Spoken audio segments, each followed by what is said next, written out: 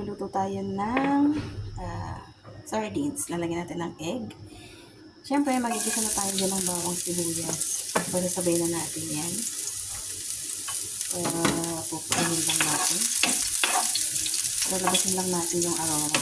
Mga kaingay. Ganyan na siya, kumapo na. Yan, lumabas na yung aroma ng ating bawang sibuyas. Lalagyan na natin yung ating sardines. Ang ating main event. Charot. Sasatay lang din natin yung mga kaingay. Sasatay muna natin yan bago natin siya ng konting resto.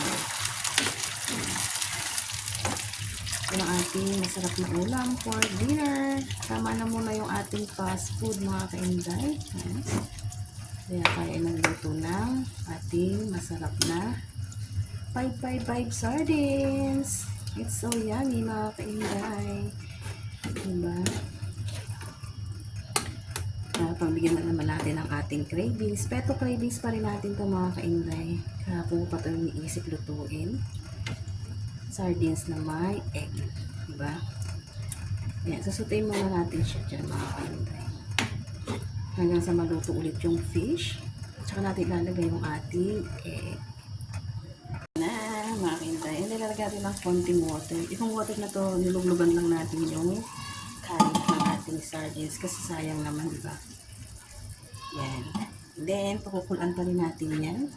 Hindi ko siya masyadong inanugot mga kaingay. Gusto ko yung may ganitong buo. Gusto ko yung may fish ng sardines. Yan. Pakulan pa rin natin yan.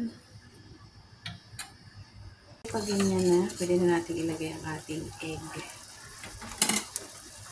Yan. Kasi luto na rin naman siya. Yan. It's so yummy.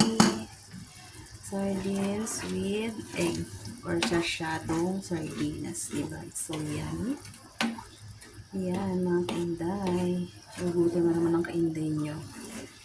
And it's so yummy dinner. Tortang sardinas.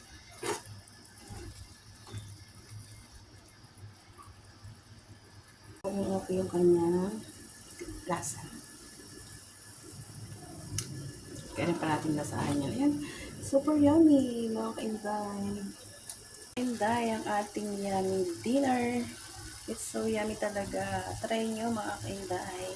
Thank you for watching. Please follow, like, and share. Bye!